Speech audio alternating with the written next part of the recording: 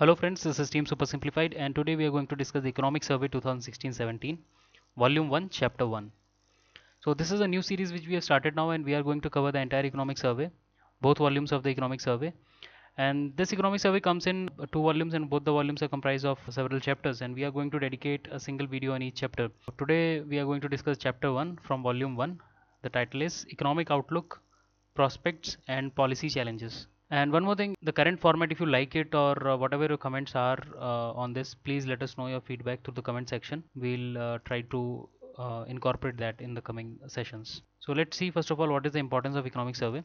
Is economic survey important? Yes, it is important from both prelims and mains point of view and from interview as well. And why is it important? Because first of all, this is a government document, so it contains a lot of facts, figures, policy details which are available first hand from this document. So this is a primary reference for those schemes. And another thing is it gives you a kind of 360-degree overview of the current state of Indian economy.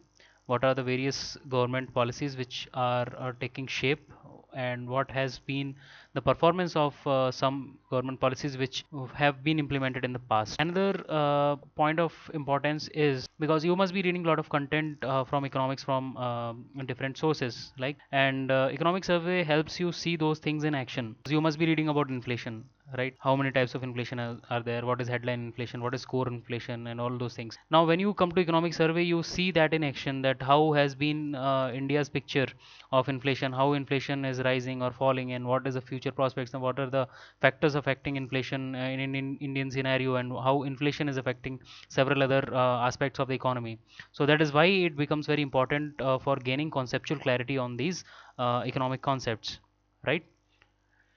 Now another question which comes in mind is what should I take away from economic survey, because these two volumes are very bulky and this is a very bulky document. Now if you start reading it, this question naturally comes to mind, that what should I take away, what should I remember and what is not that much important. So if you ask me, the content of economic survey can be classified into three categories. There's a philosophy part of it first of all. So they are talking about a lot of problems which Indian economy is facing and what has been done in the past to work on these fronts, and what has been our experience from there, what are the lessons learned, or what were the positives which were seen there and which can be replicated in other parts of the country or in other policies and programs, right? So this is a philosophy part of it. It is very important. For example, if you take chapter number 4 from volume 1, then it talks about the agriculture. It talks about the problems which were being faced in before 60s 1960s in India, agricultural issues, and how a lot of imports were happening for wheat and other commodities from foreign countries, and there was a lot of dependency.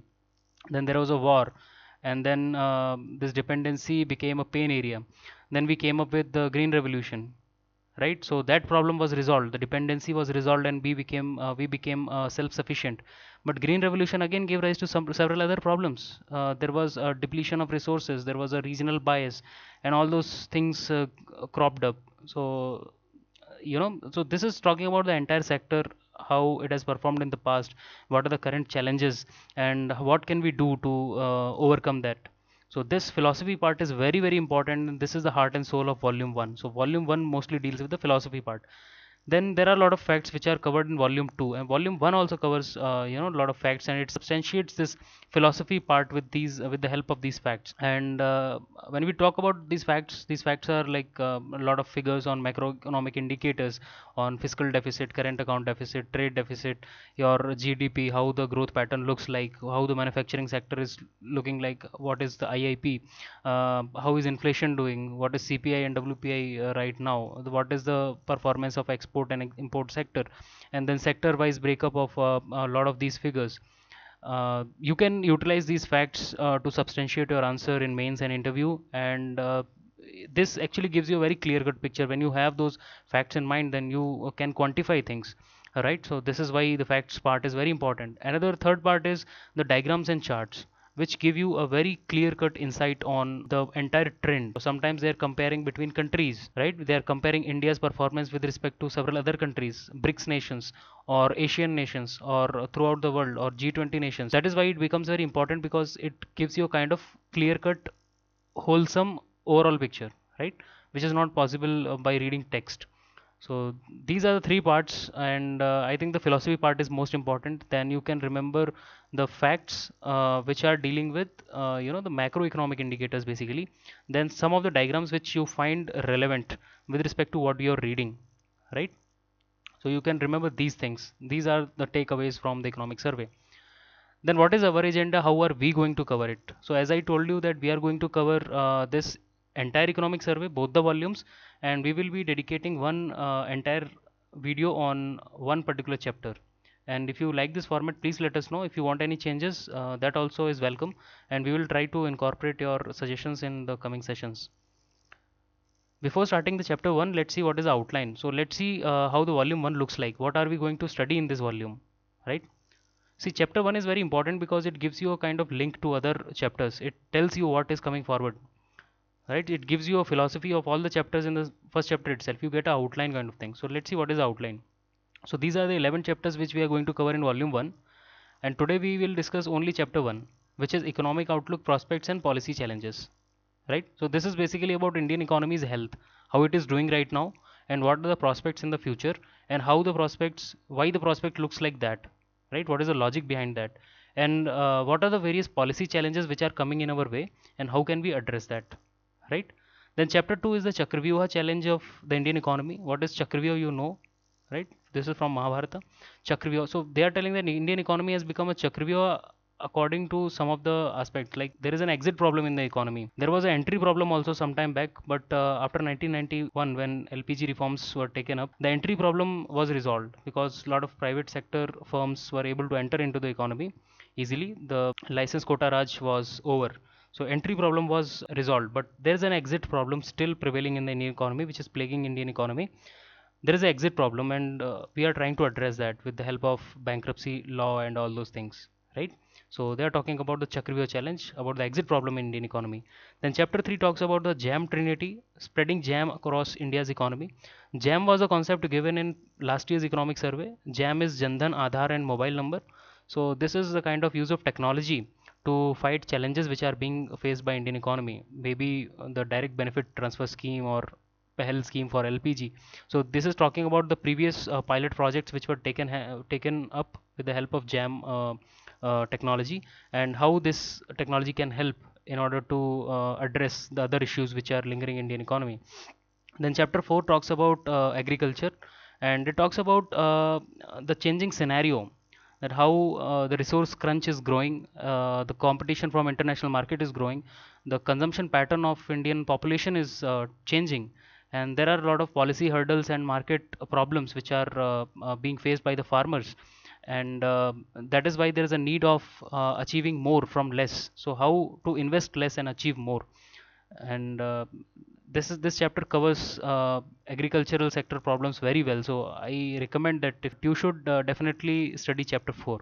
Then coming to chapter 5, chapter 5 is mother and child, where they talk about maternal and infant health.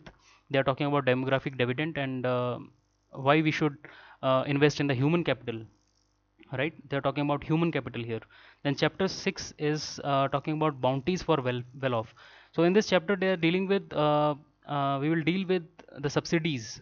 So according to economic survey, it proposes that the subsidies, 90% of the subsidies are actually more than 90% of the subsidies are actually giving benefit to the people who don't deserve them. So these are reaching the people who are well off. So there is a scope of rationalization of subsidies, not cutting of subsidies, but rationalization of the subsidies, right? So chapter 6. Now chapter 7 talks about the fiscal capacity for the 21st century. So this talks about core fiscal areas. Then chapter 8 talks about preferential trade agreements, because there are a lot of multilateral trade pacts which are coming up, like TPP, Trans-Pacific Partnership, TTIP, APEC, and all those things. So what is their relevance for India, how India is getting affected by that in the current coming future, and what has been the past record of these regional trade agreements. So this is the chapter's philosophy. Then chapter 9 talks about the reforms which are possible in the fertilizer sector. Chapter 10 talks about the structural changes in India's labor market. So labor reforms are on current government charts. So what are the problems with the labor market? Why Make in India is difficult without some of the changes in the labor laws? and how these can be implemented. So this talks about labor market. Then chapter 11 talks about powering one India, which is talking about electricity sector in India, its importance, and what are the problems being faced by this particular sector of economy. Right, so let's get started. So economic survey is actually a document, a government document, which is a review of economic development of Indian economy over the past 12 months. So it is a kind of report card of the government for the previous year. So it tells us that how the government's performance on various fronts has been in the past, and what will be the what is the future prospect. Who publishes this? This document is published by the Chief Economic Advisor, Government of India. Arvind Subramaniam is the current Chief Economic Advisor. And what does it contain? It contains three things. First one, it contains the performance in major development programs of the government in the previous year. It also contains the policy initiatives which were taken by the government in the previous year. And it also talks about the prospects of Indian economy, both in short term and medium term. Right, how Indian economy will do in the coming year. Then if we talk about chapter 1, then chapter 1 starts with a comparison of India and international economy. So it talks about the global scenario and how India is performing with respect to that. So, and this is the opening statement which makes everything clear. So it says, amidst this gloomy landscape, India stands out as a haven of stability and an outpost of opportunity. So this is a kind of very positive statement on India's part. So economic survey says that global scenario is very gloomy. It is not Indian international economy is not doing well. There is a fall in demand, and there are a lot of problems in the major economies of the world. China is slowing down, right? But if you talk about India, then India is on an upward curve. Right, India is growing, and there's a good prospect for India for growth, and it is a haven of stability. It gives stress to two keywords here: haven of stability and an outpost of opportunity. So what is the stability and what is this opportunity? So this is what we are going to discuss in this entire chapter. And what are the hurdles in cashing this opportunity? Then why do we say this? Now see, economic survey is an official document, so whatever statements it is presenting, it is substantiating that with logic and reason and facts and figures. Right, so it has given a statement that India's picture is very positive as compared to the international economy. So why is it so? Why are we saying that? Because if you assess Indian economic performance, then economy is very stable. What are macroeconomic parameters? Your fiscal deficit, your current account deficit, your foreign exchange reserves, right? And how's your inflation doing? What is the performance of your manufacturing sector? How is your GDP growing? These are some macroeconomic indicators, and macroeconomy looks very stable. Then fiscal consolidation is taking place. Fiscal consolidation is one of the prime agendas of government, and this year also in the budget they have fixed the target of 3.5% of GDP for fiscal deficit. Right, then inflation is very low. If you have seen, the inflation is hovering around 5%. WPI inflation is in negative territory. CPI inflation is around 5%. Right, so this is also in control. Then economic growth is steady. This year's projection is 7.6% growth in GDP, right, according to the budget speech of the finance minister. So this is the current picture, but what are the challenges? Current picture is very positive, but what are the challenges ahead? The challenge is to sustain this pattern, right? And why is this a challenge? That also we will talk about, you know. And one more thing, this India's performance with respect to the world is very positive, but this is also very commendable job. Why? Because of two reasons.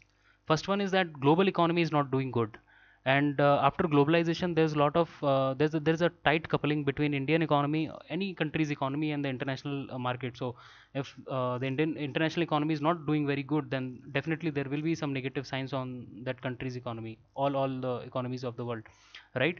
But still India was able to sustain its growth path, right? So that is why that is one of the reasons why this is a commendable job. So global slowdown could not affect us much.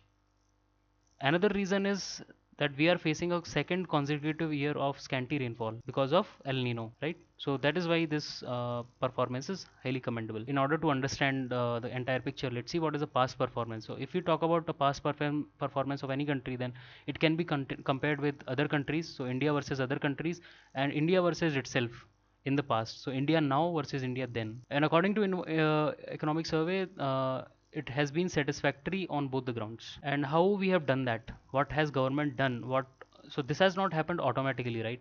Government has taken some conscious effort in this direction, keeping India on a growth path.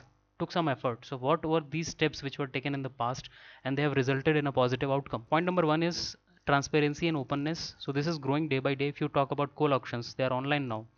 There's a Shram Suvidha portal which was recently launched for labor inspection, right? So these are some of the initiatives which are coming up, and they are increasing the transparency and openness in the government, and this increases investor confidence, reduces corruption, right? So this is healthy for economy. Then non-interference in the regulatory decisions. This was also seen in the past. Then ease of doing business. Government is very serious about this ease of doing business. Currently, India's rank is 130, right? Internationally, its rank is 130, and we are trying to improve it. What are the steps which government has taken recently? It has come up with a lot of schemes, like a lot of steps like single window clearance, fixed timelines for giving approvals, and in some areas self declarations are replacing certifications. Then labor reforms are on the charts. A lot of startups are getting a lot of boost from the government, both financially and in policy terms. Then make in India, it's in itself is a huge initiative, right? So ease of doing business is getting a boost. Then stability and predictability of the tax policy, which is very important, and after the Vodafone tax case, this has come to limelight. Then agricultural sector has seen a lot of programs like crop insurance. A major crop insurance scheme has come up. Then use of technology, infrastructure is being improved, and rationalization of subsidies, use of jam, and all those things are taking place in the agricultural sector. Then financial inclusion has been a prime area of the current government. Pradhan Mantri Jan Dhan Yojana was one of the flagship programs in this direction. 23 new banking licenses were given, out of which two were given to universal banks. Universal banks. Then 11 were given to payment banks, and 10 were given to small banks. Can you name these two universal banks which have come up recently? These are IDFC and Bandhan. Then they have also given some graphs here which give you a picture of the correlation between India and international economy. So this is how it looks like. So red line shows India's performance, and blue line is world average. So Indian average is far above the world growth in GDP. But you can see a correlation here. These falls and these rises are in sync. So this is what the tight coupling I was talking about. After globalization, there is a tight coupling between Indian and international economy, right? So this is how they are moving in sync. So whenever there's a slowdown of demand in international economy, that is definitely going to affect India, right? That is quite evident from this particular graph. So this is another graph which you find in chapter 1, improvement in India's macroeconomic resilience 2013 to 2016. So this is a picture from 2013 to 2016. So what is macroeconomic resilience? That a country can withstand international pressure, international slowdown. So that is called macroeconomic resilience. And for India, it is growing. For India and some of the other Asian countries, if you see, it is growing. And if you talk about Brazil, then it is declining, right? So some of the major economies are declining, whereas India is doing good, right? So this is the international comparison. Then there's also one indicator which is devised by Department of Economic Affairs, Ministry of Finance, Government of India. It is called RIRI, Rational Investor Ratings Index, and this is giving you a picture of 2012 to 2016. What is this index basically? Actually, there are some rating agencies around the world which rate several companies in several countries, right? Their share markets, what is the growth prospect of that country, because there are a lot of investors who are interested in investing their money in several countries, so they want to know which country is doing good. That is where they would channel their investment, right? And these agencies give rating to these countries, and Department of Economic Affairs says that these ratings are not taking into account all the aspects which should be taken care of, keeping in mind a rational investor. So this is a DESI index which gives prominence to parameters. First one is the macroeconomic indicators, and other one is GDP growth rate. So if you see India's performance, the green line shows India's performance. It is quite healthy. It is it is moving positively in this direction. So this is growing. And whereas if you compare with Russia, then it was falling at a certain point of time, and after 2015 it is rising now. This is Brazil. The dotted red line is Brazil, and it was also kind of falling. So you can see the comparison here. That is why we were saying that India is a haven of stability and an outpost of opportunity. So these are the facts and figures which are substantiating that particular claim. So India's performance has been quite positive, if that is what we have seen as of now, but there have been some lows also. So these are the fronts where we have not done very good, and these are some of the concerns which we are facing right now. So stressed bank balance sheets, right? So this is one of the problems. NPAs, non-performing assets in the banks, and this is also creating a problem for the business sector because the corporate loans are becoming difficult, and the banks are stressed, right? So this is a kind of twin problem. And then disinvestment has given us poor outcomes. There was a target of around 60,000 crore from disinvestment, but because of the slowdown in the share market, we could not achieve that particular target. We have come up till, I think, 25,000 crores or something in disinvestment. So this agenda has not been fulfilled. Then GST bill was stalled because of political reasons. This is a major setback, right? And weak private investment, this was also a problem and reason for slow growth.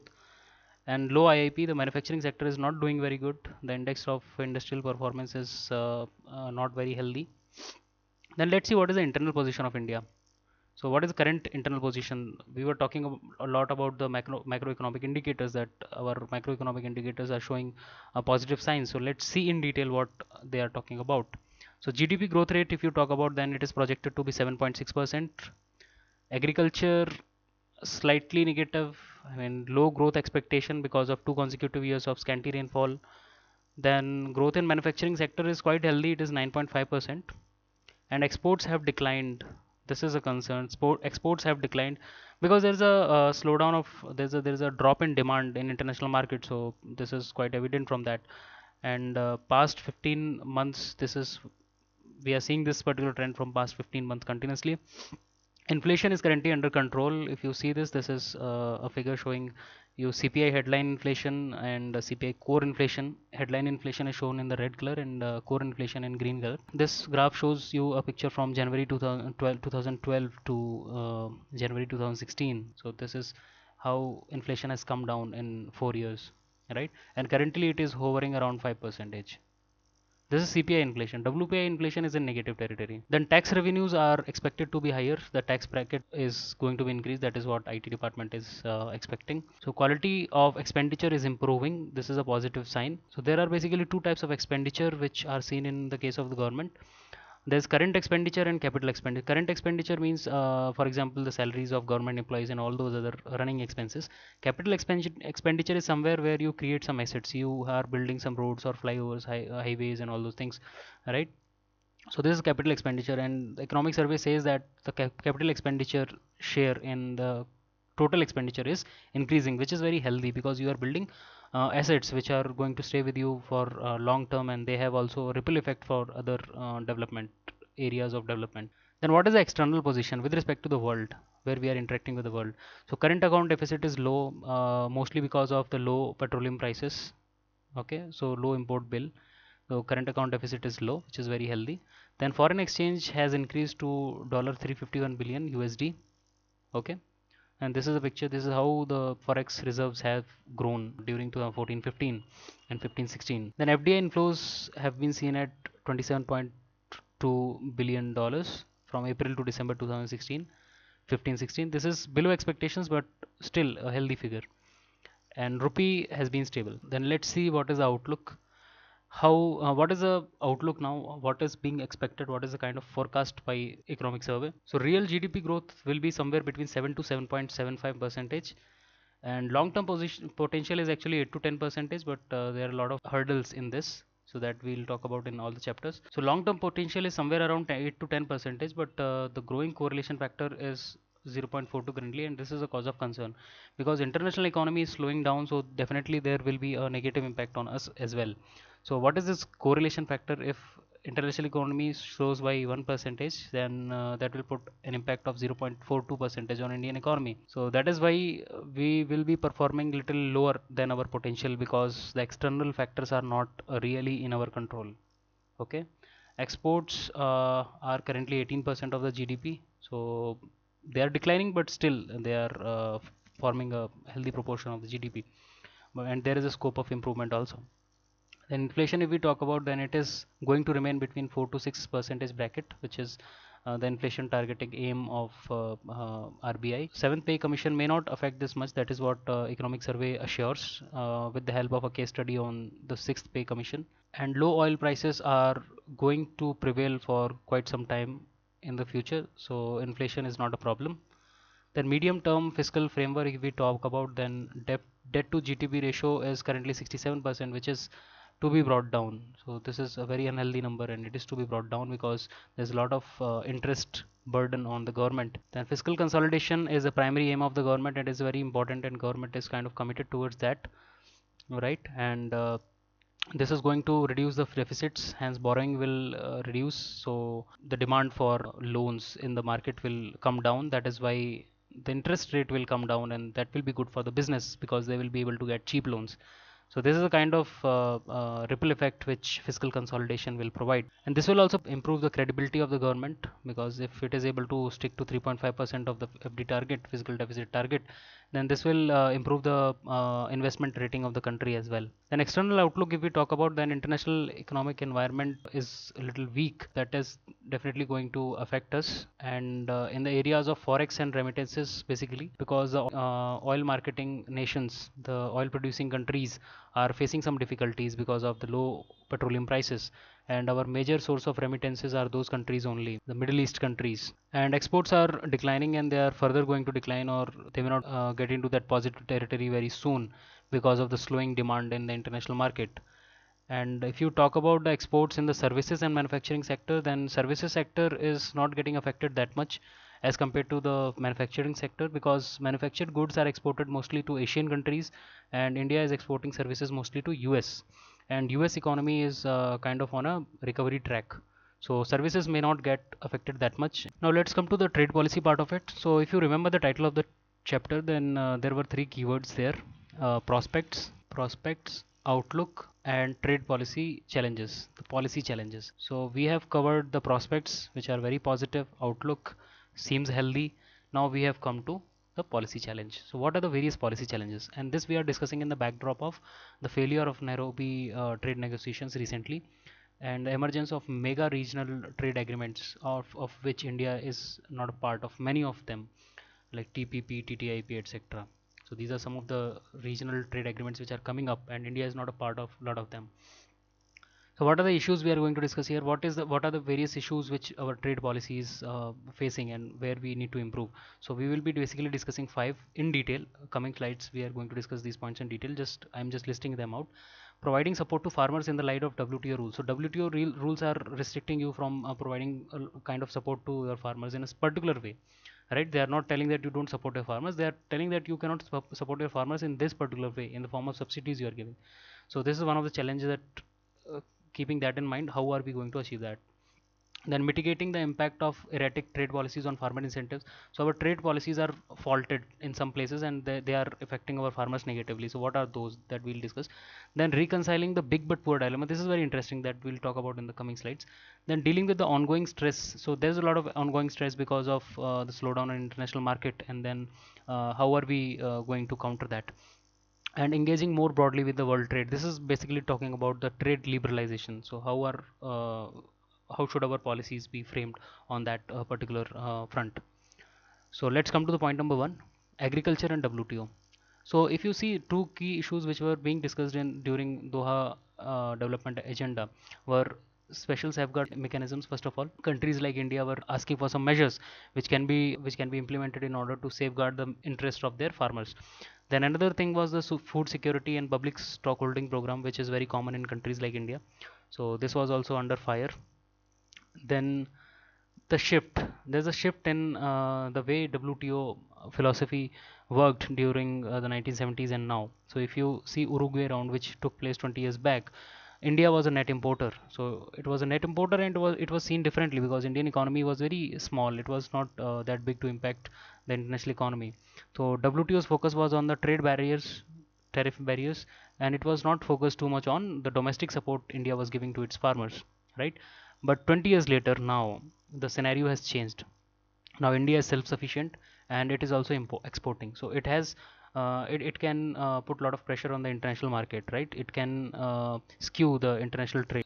But now WTO's focus has shifted from border protection. Border protection means the tariff barriers to domestic support. So now they are increasingly talking about domestic support, like the kind of subsidies which we are giving to our farmers, our food security program, and public stockholding, and all those things, right? So we have to come up with a policy which is compliant with WTO norms, and it also does not affect our farmers negatively. So it should be able to do both. It should be able to tackle both the challenges.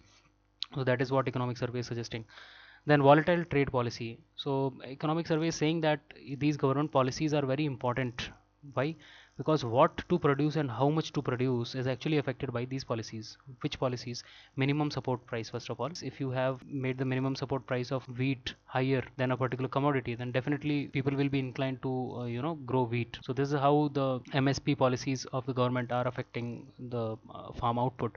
Then export and import policies as well. For example, when the rice production goes up in the international market, and then prices will fall down, a lot of cheap imports will be available, then import duty will be increased by the government to safeguard the interest of the Indian farmers, right? Similarly, if the produce is not very good in international market and then prices are high, then a lot of exports may take place. Then export duty will be increased by the government, so that the food security of the country can be safeguarded. So this is how export and import duties play with the availability of these resources. So what to produce and how much to produce is actually affected by these particular policies. And there is a frequent shift. So this is the pain area. There is a frequent shift and volatility in this policy. We are not sticking to the particular policy. So this impacts farmers. Why? Because there is no incentive for producing more, because the policy may change any time, and because of this uncertainty the farmer is not investing much in the production. He is producing only a certain till a certain limit where he can fulfill his needs, and he can sell a little in the market. So this is why it is restricting the productivity of the Indian farm sector. So it impacts farmer, his income, and also the productivity of the Indian farm sector. And it impacts the consumer also, because if less production is there, then prices will be higher. So it is negatively impacting farmers and consumers both. And economic surveys suggesting that these policies should be announced well in advance, and they should not be changed very frequently unless and until there is a compelling situation. Then coming to point number 3, big but poor dilemma. This is very interesting. So what is the dilemma, first of all? So economic survey is telling that Indian economy is very big. It is a large economy to create a global impact. Okay. Yes, it is, because if you see in PPP terms, then Indian economy, India's GDP is third. It is ranked third, right? But it is poor. Why? Because there is a self perception of a poor country. Why? Because of this perception, when India goes to the international table for trade negotiation, there's a low reciprocity from India's side. What do you mean by low reciprocity? That India will always go on these international forum, and we will tell to developed countries that you open up your market so that we are able to export more, but we will not open up our market because we have to safeguard the interest of our poor people. So that is the kind of stance which India is taking, and economic survey is criticizing. It is telling that okay, it was okay at a particular point of time 20 or 30 years back, but we cannot stick to that point now, because Indian economy is growing, and to grow further we have to change that stance. We have to open up our markets, and we have to shift our policy from to some other mechanism where we will be able to achieve both the targets. We will be able to ensure the interest of our poor are safeguarded, and also we are able to gel more with the international trade market. So economic survey says we need to reconcile this dilemma, big but poor dilemma. And because of this particular problem, the legitimacy of WTO itself is in question, because developing and developed countries are coming face to face here, and they are kind of fighting with each other on certain things, and the agreements are not moving ahead. So what these countries, the developing countries and some other countries which are not happy with this kind of development, have resorted to the concept of regional trade agreements. That is why a lot of regional trade agreements are coming up now, like your TPP, TTIP, and all those things, right? Why are there too many regional trade agreements now? Because of this problem. So there is an emergence of multilateral trade pacts, TTIP, TPP, APEC, etc. And the problem is India is also getting excluded from some of these pacts, because India's image has been of non-engaging nature, right? So this is one of the concerns. So economic survey is suggesting that we should change our stance. We should not be that reluctant, and we should increase our reciprocity in these trade negotiations. Because if WTO becomes a weaker body and these multilateral pacts take over, then India is not a part of all of them. Then who will address our concerns, right? So that is the problem which we are going to face in near future if we are not addressing this particular concern. Point number four is talking about dealing with the ongoing stress. Because international demand is slow and a lot of economies are slowing down, then definitely there will be a negative impact on India. Then how to tackle this stress which is caused by the external factors? So if you see, global scenario is of weak demand and major economies of the world are slowing down. For example, Chinese slowdown. So Chinese slowdown will mean that Chinese currency will weaken, and this will improve the trade competitiveness of China, right? If your currency devalues, your trade competitiveness in export market increases, right? So India will be at a disadvantage with respect to China. And since Chinese slowdown is happening, China will have some excess capacity in commodity sector, for example, steel, aluminum, etc. This will result in a surge in imports in India. So our imports will increase because a lot of cheap commodity will be available in China because of slowdown. So on both the fronts, we will be disadvantaged, right? Now, how should India respond? How should we respond to this? So, economic survey is suggesting a few measures. For example, exchange rate. So, they are telling exchange rate should be kept stable, and rupee value must be fair, and the strengthening of Indian rupee should be avoided. Why?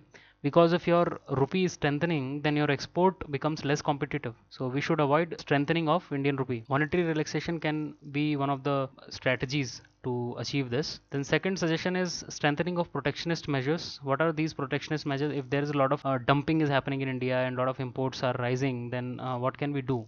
For dumping, we can resort to anti-dumping duty. For subsidization in other countries, we can put countervailing duty here when the goods are being imported.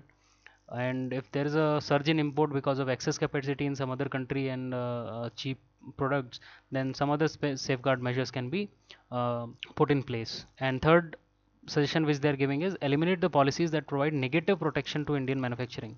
Now, what is this negative protection to Indian manufacturing? So now they are also telling that a lot of cheap imports will be available from China because their economy is slowing down, their currency is devalued. So what will be the impact on Indian economy? Now, a lot of, for example, a lot of steel has come, right? A lot of cheap steel has come. Now, in order to safeguard the steel industry of India, we will put a lot of import duty on this, right? So steel industry of India is safeguarded, their interest is safeguarded. But what about the other manufacturing industries which are now deprived of this cheap steel? It cannot reach them. They have to still manage with the costly Indian steel. So these kind of negative protection should not, these should be kept in mind. So yes, we can apply these safeguards very well, but there should be a rational approach in using them. Okay. Now the last point in the trade policy issues is a broader issue which talks about the prerequisites for opening trade. Now we are also increasingly talking about trade liberalization, right? Because trade liberalization, according to economic survey, can be a source of efficiency, dynamism, and growth. And this is not true only for the services but also for agriculture and manufacturing. Because they are saying that it will be exposing domestic industry to a greater competition by increasing incentives domestically to move resources towards the export sector. So this helps your domestic industry by infusing more competition. A lot of technology infusion will happen. The challenge here is that a lot of targeted assistance may be required initially, because our industries may not be that much capable of competing with the mature industries of the international market. So initial assistance will be required from the government side. Okay, so just a recap of these trade policies. So these were the issues which we discussed now. Support to farmers in light of WTO rules. So WTO is against some of the policies which we are resorting to in order to support our farmers. Then mitigating the impact of erratic trade policies and a lot of fluctuations in them, and how they are affecting our farmer incentives and what should be done in that front. Then big but poor dilemma which we discussed. Then ongoing stress and how should we deal with the external environment, and engaging more broadly with the world on trade, which is trade liberalization. So these are the 5 points which we have discussed now on trade policy. So a quick recap of the entire chapter. So we first discussed about our prospects and outlooks. We talked about the prospects of Indian economy, how it has performed in the past and how it is going to perform in the near future. the short term and medium term perspective, and outlook in the internal and external aspects, right? How our macroeconomic indicators are going to do in the coming future. Then the other part was the trade policy part, where we have seen the 5 areas where we are facing the challenges and how should we deal according to the economic survey. So that's it guys, that's all from my side in this particular chapter. If you like this video, please let us know, and please do like, comment, subscribe and share if you like this, and please give us your feedback. If you like this, please let us know. If you want any changes, that also you can share. We will try to take it up in the coming sessions, and if you have any topic in mind which you would like us to cover, then please let us know. We have covered previously some topics which were suggested by some of our viewers, so you can also mention in comments if you want some topic to be covered. So that's all for now. We will be present tomorrow with the second chapter. Thank you. Bye bye.